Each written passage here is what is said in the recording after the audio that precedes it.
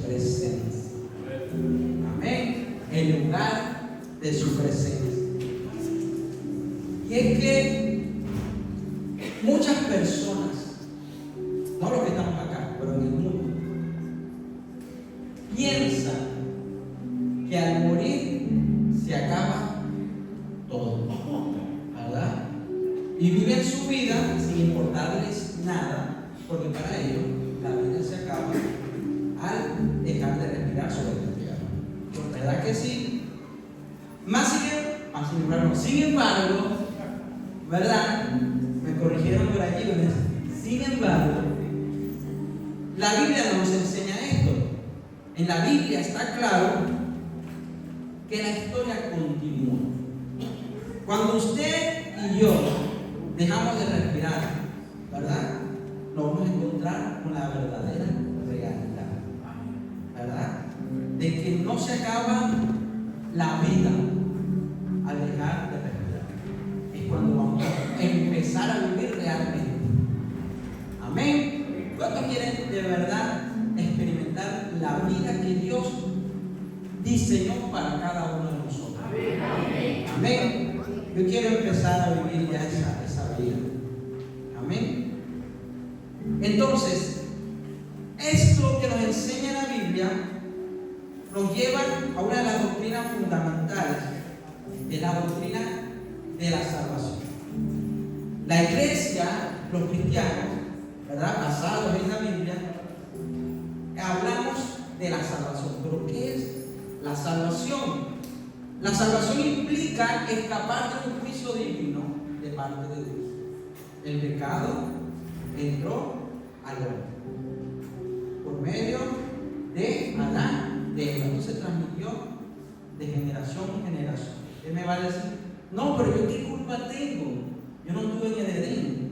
Yo no fui el que comí del árbol. Yo no fui el que desobedecí. Yo no ofendí a Dios. ¿Verdad que sí? Pero también yo le puedo decir, pero tú tampoco estuviste en la cruz. Tampoco fuiste tú quien sufrió y pagó el precio para cubrir esa desobediencia y ese pecado. Por gracia tenemos salvación. La gracia, ¿verdad?, es que Jesucristo pagó el precio. Porque Dios es Dios justo. Y el pecado tiene una paga. La paga del pecado es muerte. Cristo murió, pero Cristo resucitó. Y hoy vamos a conmemorar la muerte y la resurrección de nuestro Señor Jesucristo. Amén. Entonces tenemos salvación. ¿Cuántos tienen salvación? Amén. Dios nos la regaló a través de su Hijo Jesucristo. Se entregó a Él mismo. Entregó su vida para que nosotros podamos tener salvación, para salvarnos del juicio. Esto implica también la existencia del cielo y del infierno. Cielo, infierno. Yo estoy seguro que usted ha escuchado hablar mucho del cielo. No voy a meterme con el infierno, pero hemos escuchado que queremos ir al cielo. Yo quiero ir al cielo. Pero ¿qué es el cielo?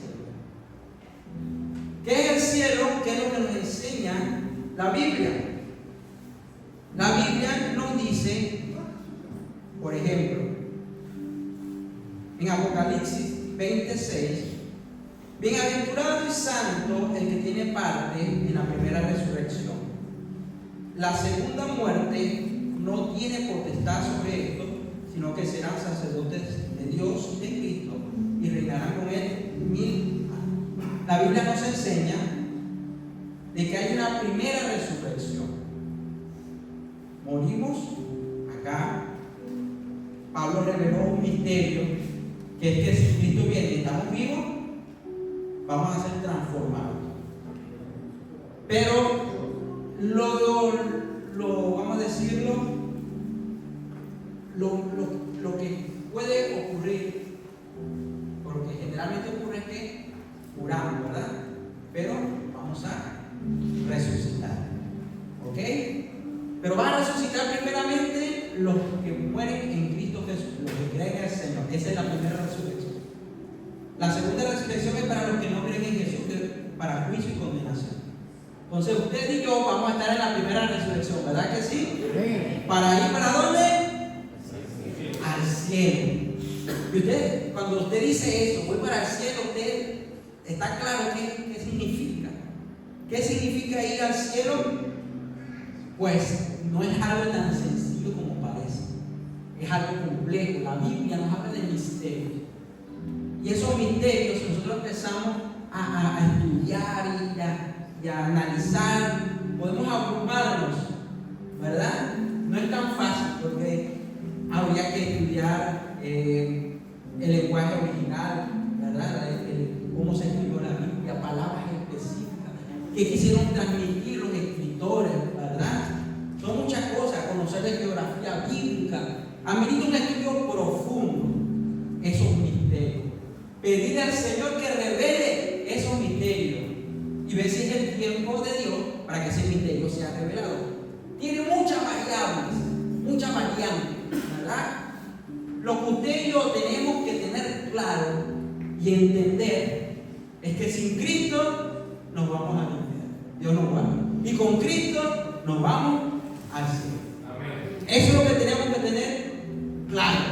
Las demás cosas, bueno, si usted quiere dedicarse al estudio, tiene que, les decimos en Venezuela, sale hierro.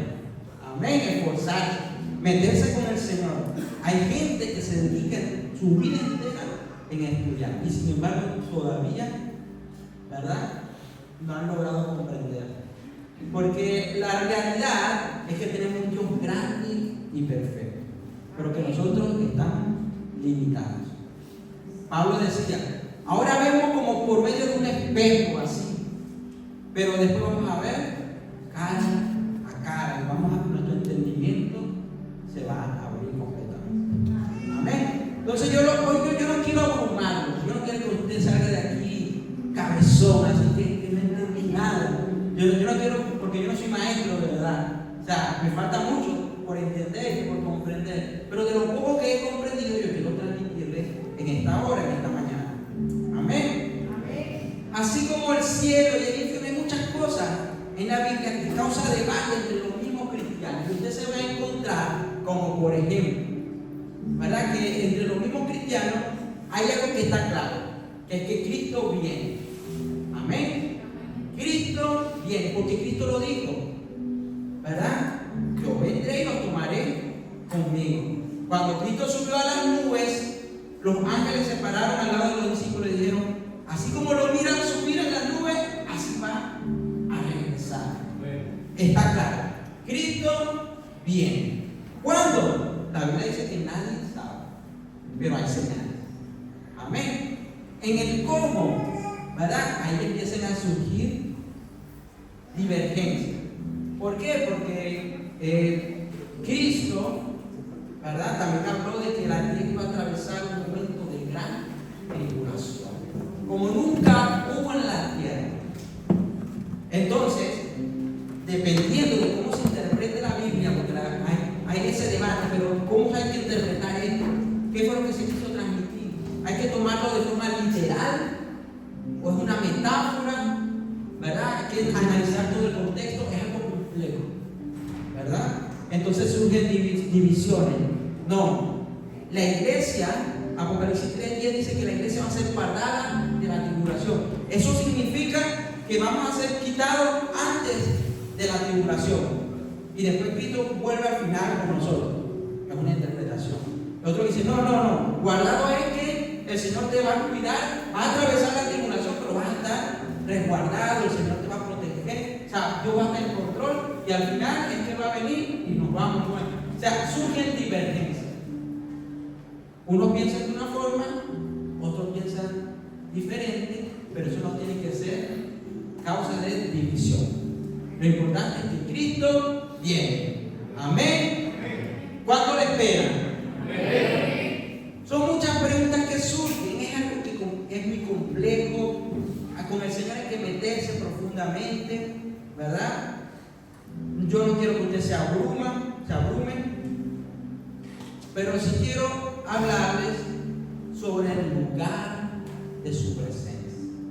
¿Qué nos enseña la Biblia sobre el cielo?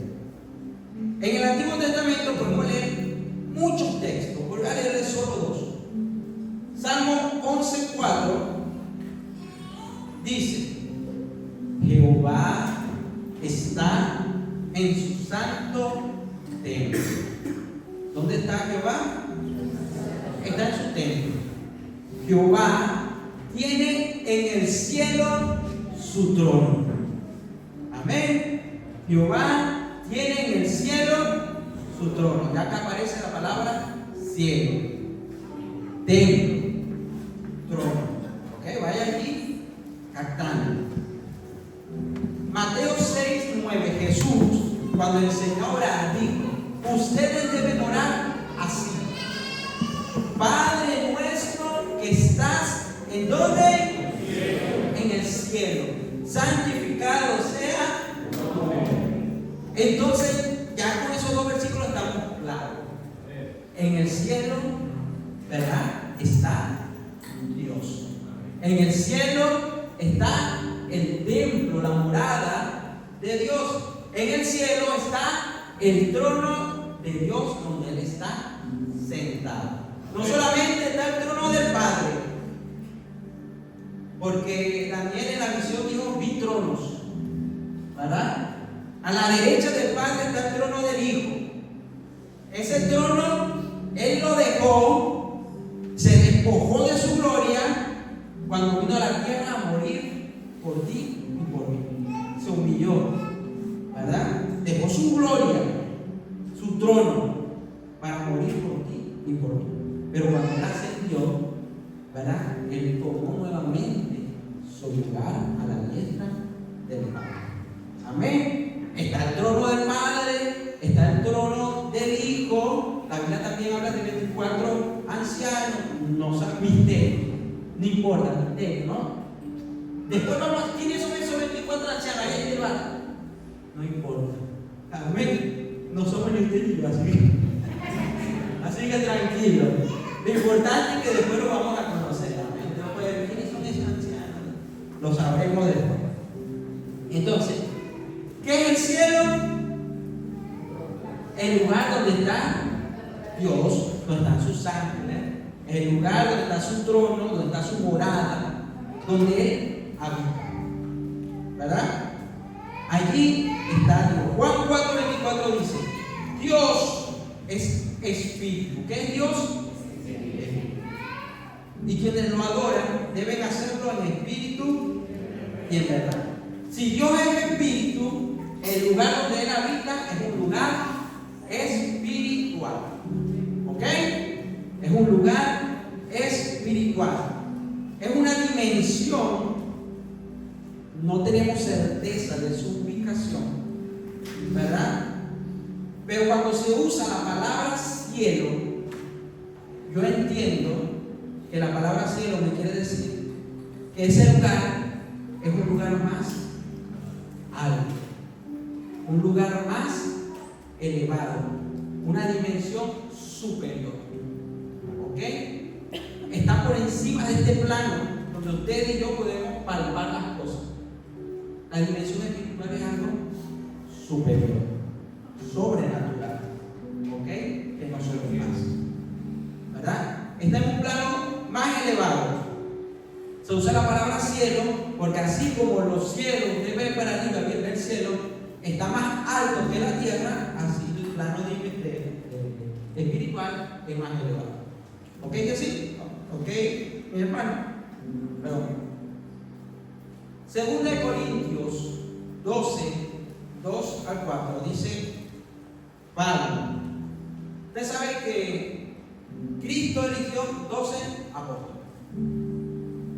Algunos los llaman los apóstoles de la circuncisión.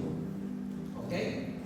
Ellos iban principalmente a los judíos, ¿verdad? No fue hasta que Dios le reveló a Pedro lo del lienzo, ¿verdad? De que Cornelio, y toda esa historia que ustedes saben, de que el mensaje era para también los gentiles. Pero estos apóstoles se abocaban principalmente a los del pacto, a los de la circuncisión. Pero un hombre que no estuvo con Cristo, que perseguía a la iglesia, porque él mismo expresa, usted lo acaba de leer en los libros de los Corintios, ¿verdad? Que él era un defensor acérrimo de Dios, de la ley, ¿verdad? Él era un judío de esos que defendía capa y espada la Torá, ¿verdad? La ley.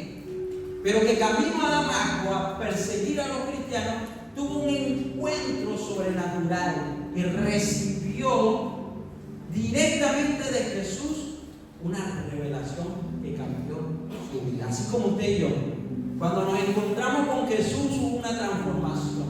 Amén. Ya no volvimos a ser igual. Amén. El Señor transformó nuestros corazones.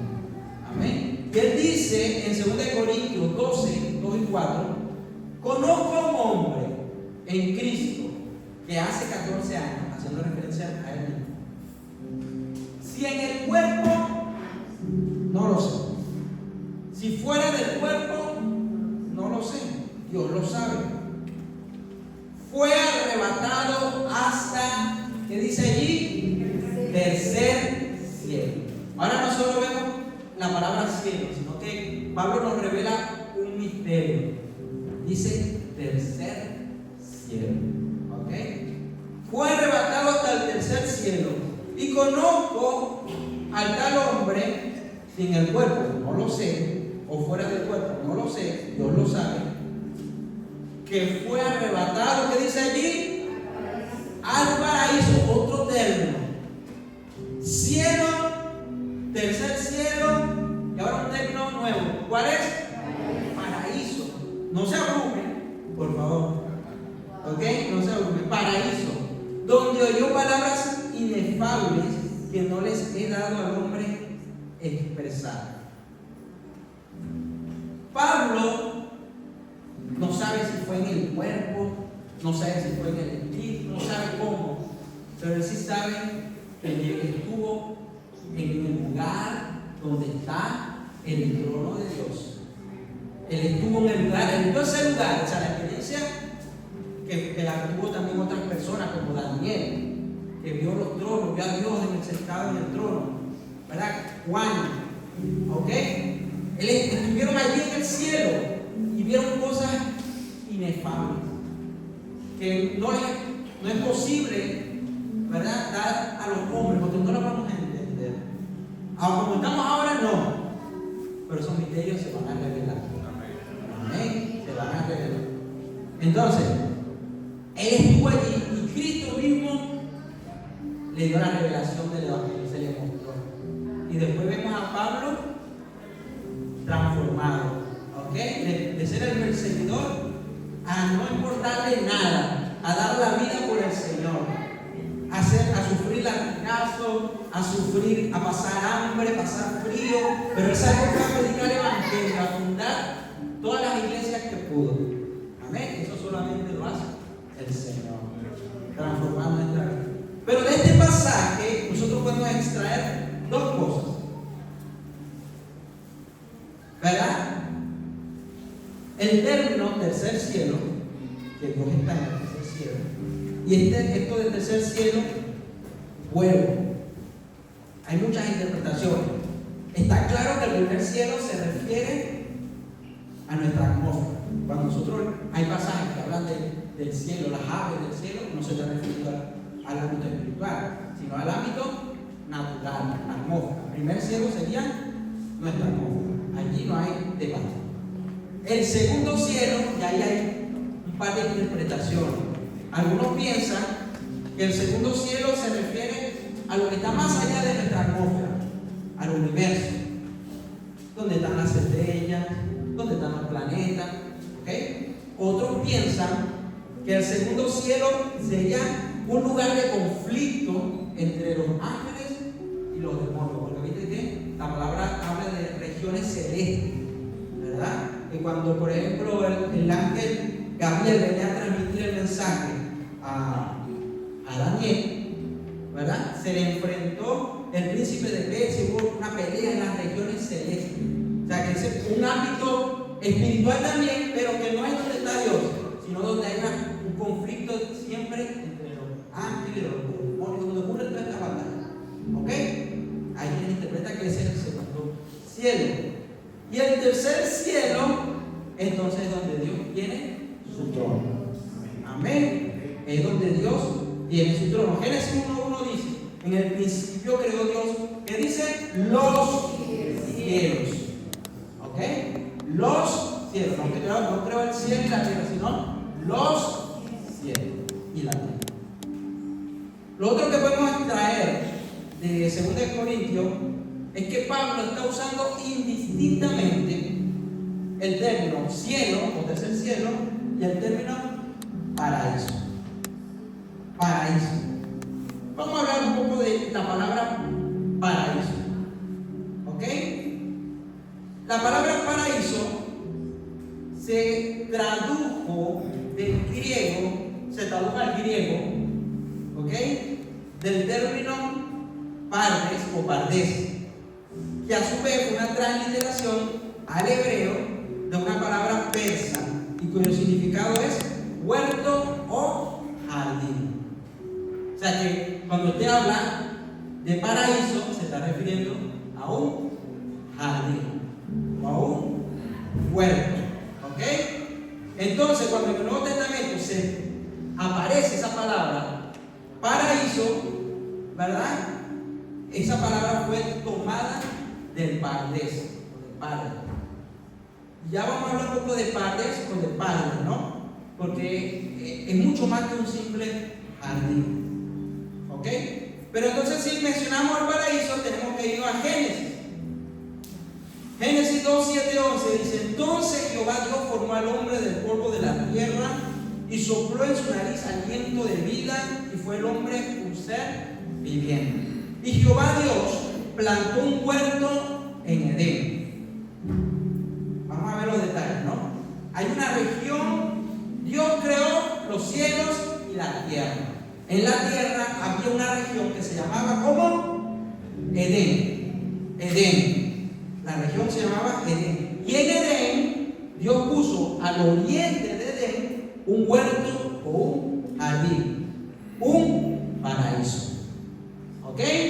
Dios puso un paraíso en Edén. El jardín del Edén no es todo Edén, es un huerto en Edén. Bien. Dios, ¿verdad?, plantó un huerto en el Edén al oriente y puso allí al hombre que había formado. Dios no formó al hombre en el Edén, en el huerto del Edén, lo formó afuera, ¿verdad? Sembró el huerto, el jardín, y puso al hombre en el huerto, en el jardín. ¿Ok? Y Jehová Dios hizo nacer de la tierra todo árbol delicioso a la vista y bueno para comer. También el árbol de la vida en medio del huerto, y el árbol de la ciencia del bien y del mal. ¿Qué había en el jardín? Había un árbol especial, el árbol de la vida. ¿Okay? También estaba el de la ciencia del bien y del mal. Y salía de Edén. ¿De dónde salió? ¿De dónde? De Edén, un río para regar el huerto. Entraba al huerto un río y de aquí se repartía en 4 brazos. Entonces vemos que en el paraíso, ¿verdad?, estaba entrando un río, se dividía en 4 y habían árboles deliciosos. Y estaba el árbol de la vida. ¿Qué había en el paraíso? El árbol de la vida y un río que se dividía en cuatro. Ahora bien, una particularidad del término Pardes es que en su original persa hace referencia a un jardín lujoso. O sea, cuando se usaba ese término, no se estaba refiriendo a una jungla, una selva. No, Pardes es un lugar bien diseñado, ¿verdad? Un lugar cercano, ¿verdad? Que estaba en los palacios del rey. ¿Ok? Que servía para que el rey vaya a deleitarse. Edén significa deleite, placer. Entonces es como que está el palacio del rey, y en el palacio del rey había un lugar bien hermoso, un jardín, un huerto bien diseñado, ¿verdad? Donde había agua, porque era necesario para que los árboles estén siempre verdes, ¿verdad? Y a ese jardín o a ese huerto iba el rey a pasearse, a disfrutar. A ese jardín no entraba cualquiera. Era el lugar del rey. Solamente entraba el que el rey permitía que entrara. Ese es el contexto de la palabra Pardes. ¿Ok? Ese es el contexto de la palabra Pardes. Y Génesis 3:8 dice, ¿verdad? Cuando el día comenzó a refrescar, el hombre y la mujer oyeron que el Señor Dios andaba recorriendo el jardín. O sea, que Dios se paseaba en el jardín. El rey se paseaba en el huerto. La palabra también dice que cuando Dios creó al hombre, lo puso en el jardín para que lo cuidase, lo guardase. Entonces el rey tiene su palacio y tiene un jardín especial para él deleitarse. ¿Y a quién puso a cargo del jardín? Al hombre. Bueno, tú me vas a cuidar, ¿vale? O sea, que el plan de Dios fue, ¿verdad?, pasearse en medio de su pueblo, deleitarse en medio de su pueblo. Y el hombre estaba encargado de cuidar el jardín. Ese fue el plan de Dios. ¿Y quiere que saber algo? El plan de Dios no ha cambiado. Amén. El plan de Dios no ha cambiado. Lo hizo cuando eligió a Israel. Él le dijo, bueno, hagan un tabernáculo para que yo habite en medio del pueblo. Dios quiere pasearse en medio de su pueblo. Amén. Bríndele un fuerte aplauso.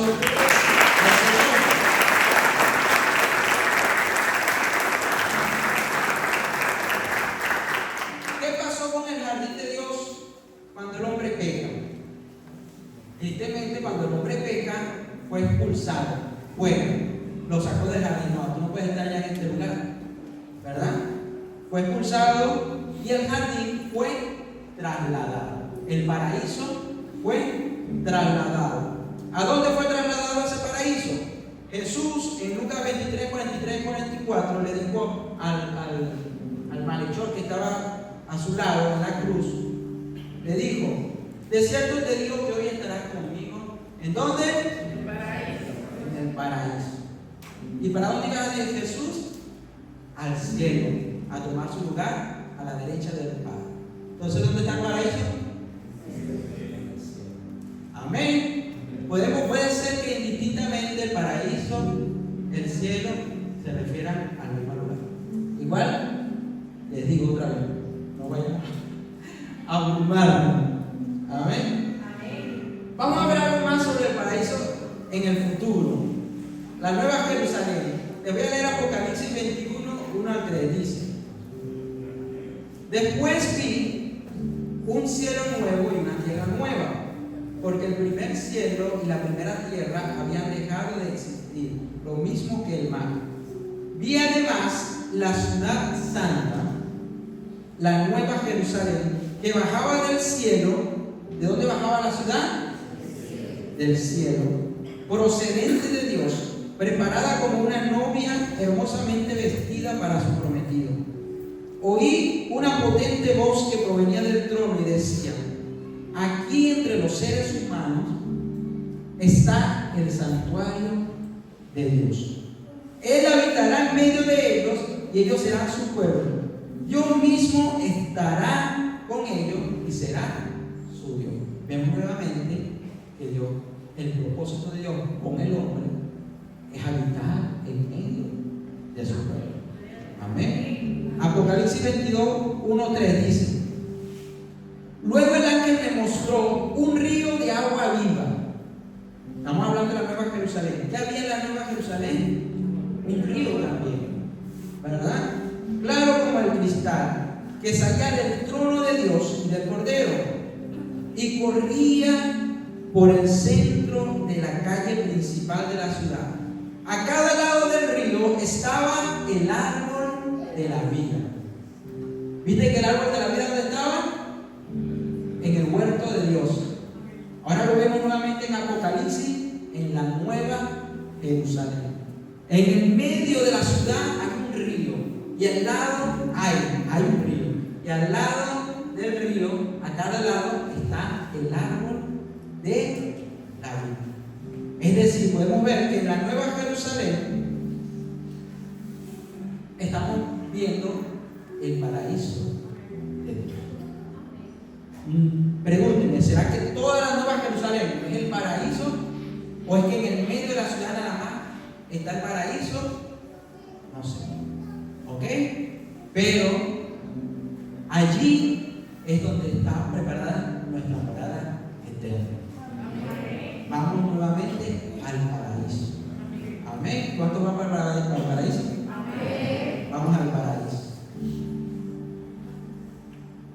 Juan en Apocalipsis nos deja claro que el destino final del hombre, del que está transformado por Cristo, es volver al paraíso, tal como Dios lo diseñó desde un principio.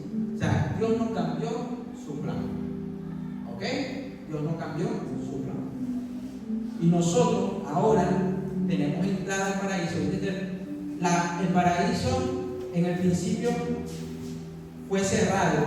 Puso Dios querubines, puso una espada allí que se movía y no podía entrar nadie. ¿Verdad? ¿Qué hizo Jesús? ¿Qué hizo Jesús? Rompió el velo, ¿verdad? El velo estaba diseñado con querubines, como que Dios, bueno, a través de Jesús, bueno, vamos a quitar los querubines, ¿verdad? Vamos a remover la espada para que esa espada que daba vuelta dañó a Jesús, porque Jesús sufrió lo que nosotros no podíamos sufrir. Pero la espada fue removida y ahora tenemos entrada a la presencia de Dios, al paraíso, porque Cristo nos abrió camino. Amén.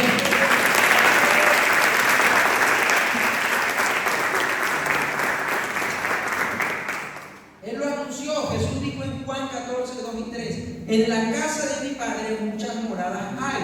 Si así no fuera, yo lo hubiera dicho. Voy pues a preparar lugar para vosotros, y si me fuere y les prepararé el lugar, vendré otra vez, los tomaré a mí mismo, para que donde yo estoy, ¿dónde está Jesús? En el cielo, en el paraíso. Para que donde Él esté, nosotros también estemos. ¿Cuál es nuestro destino? El cielo. Amén. El lugar de su presencia. Y esas moradas, esa nueva Jerusalén, el cielo, el paraíso, la nueva Jerusalén, podemos usar el término indistintamente, ¿verdad? Va a descender del cielo. O sea, nosotros vamos a ir al cielo, pero no vamos a ir al cielo. ¿Me explico? Porque ese lugar nos enseña en Apocalipsis, va a descender y se va a establecer sobre una tierra nueva. La tierra fue diseñada para el hombre. ¿Ok? La tierra fue diseñada para el hombre. Lo que va a hacer Dios es trasladar su trono, su morada, a la tierra, para habitar en medio de su pueblo. Amén. Para habitar en medio de su pueblo. Nosotros somos espíritus. Usted y yo somos espíritus, somos un alma. Alma significa ser viviente. ¿Ok? Pablo revela el misterio. Estamos vestidos con este tabernáculo terrenal. Pero este tabernáculo se va, dice, deshiere. Si este tabernáculo se deshiciere, que se va a deshacer, va a volver al polvo. Del polvo fuimos tomados y al polvo vamos a volver. Se va a deshacer este tabernáculo, pero no vamos a quedar siendo unos espíritus volando en el aire. No, porque fuimos creados para la tierra y la tierra es tangible. Dice Pablo, vamos a ser revestidos. O sea, el espíritu ahorita tiene este vestido terrenal, pero vamos a mudar de vestido. Ahora vamos a tener un cuerpo sobrenatural, un cuerpo glorificado, apto para una tierra nueva, apto para habitar en el paraíso de Dios, donde está su presencia. Amén. Para estar donde el Señor quiere que nosotros estemos. Entonces, vamos a ser revestidos, ¿verdad? Vamos a ser transformados, vamos a ser como el cuerpo que mostró Jesucristo al resucitar. Jesucristo se sentó y comió con sus discípulos. Aparecía y desaparecía, sí, pero comía, lo reconocía. O sea, no era una sombra, un espíritu, no. O sea, era una imagen. Bien, entonces vamos a tener nuestro cuerpo. Amén. Ya esos kilitos de mar no van a tener, no va a necesitar entrar en el gimnasio, ya va a estar fit. Amén. Así que denle gloria a Dios por eso. Denle un fuerte aplauso.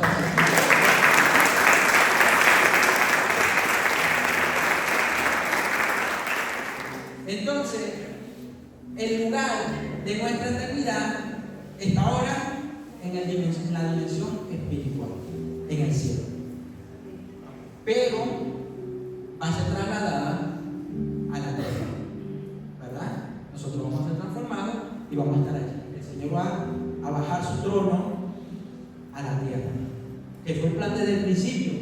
Él quiere pasearse en medio de su pueblo, habitar en medio de su pueblo. Al final no importa, o sea, todo lo que yo les he dicho, como les dije, no es para abrumar. No importa si lo entendemos o no lo entendemos, qué es la dimensión espiritual, qué es el cielo. No importa. Lo que importa es que allí está su presencia. En el cielo, es el lugar de su presencia. Cuando usted y yo, por ejemplo, tenemos recuerdos de un lugar. Yo recuerdo a veces un río hermoso en Venezuela que iba con mis primos, ¿verdad? Creo que era en Medellín, algo así. Íbamos con mis primos, con la familia, y íbamos a pasar un día hermoso. Capaz yo vuelvo ahora, voy solo al río, siento nostalgia, pero no es lo mismo, porque no está mis primos, no está mi familia. O sea que no es el lugar, es la presencia, ¿verdad? De Dios. Es con quien tú estás en ese lugar. Yo viajé con el trabajo que tenía al sur, conocí la nieve, porque yo no había conocido la nieve, y vi la tormenta, la nieve, cómo caía la nieve. Yo quería conocer la nieve, pero estaba sin mi familia. O sea, qué linda la nieve, caminé en la nieve, qué hermoso, pero no lo disfruté porque no estaba. No es el lugar, es la presencia. Amén. Así que no importa dónde está el cielo, lo importante es que está la presencia de Dios. Amén. Ahí está la presencia de Dios. Hay unos que son muy osados, ¿no? Y cuando están en enamoramiento, ven a su pareja y le dicen: cuando estoy contigo, estoy en el cielo. ¿Verdad? O le dicen: no, tú eres mi cielo. ¿Ok? La persona es su cielo, no es un lugar, es la presencia. Amén. Ahora,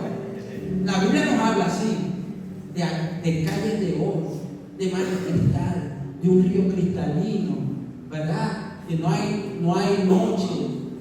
Dios mismo es la que sola, la lumbrera, que es hermoso, un paraíso.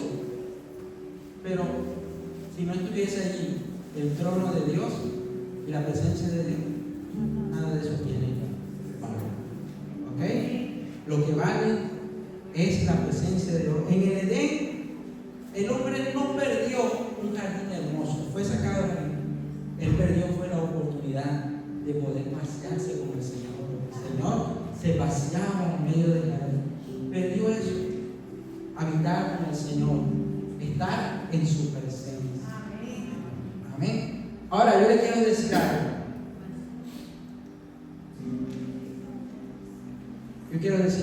Usted sabe,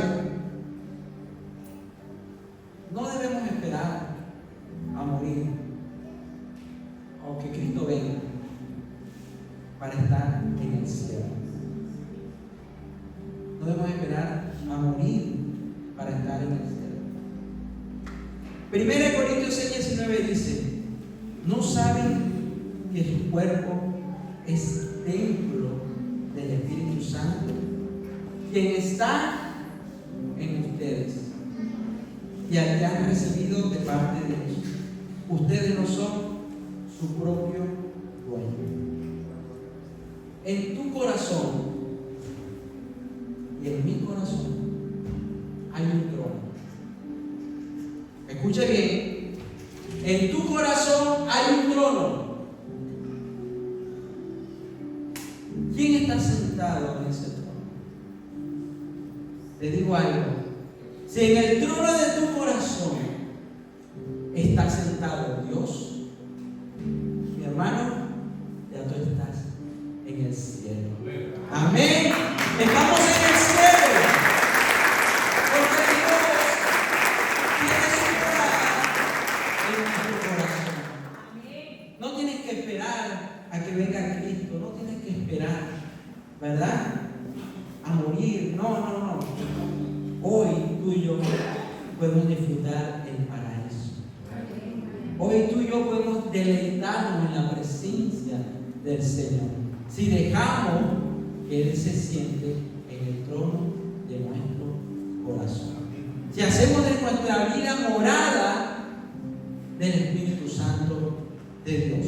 Si dejamos que Él gobierne nuestras vidas. Amén. Si dejamos que tome el control. Yo no sé quién está sentado en el trono de tu corazón. La invitación es a que si hay alguien o algo que no es Dios sentado allí, tú lo quites y le dejes lugar a Dios para que experimentes el cielo, para que experimentes su gloria, para que experimentes su presencia.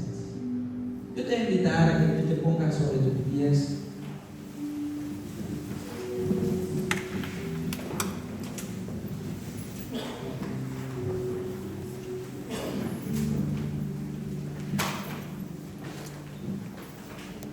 Que cierres tus ojos.